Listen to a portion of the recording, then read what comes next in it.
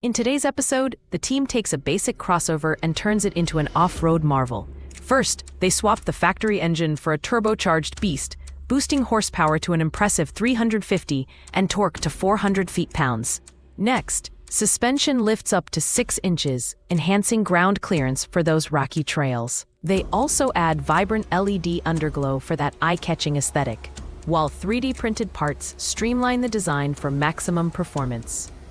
This transformation isn't just stunning, it's functional, making it street legal and off-road ready. With all modifications costing around $15,000, the team challenges you. Would you drive this beast?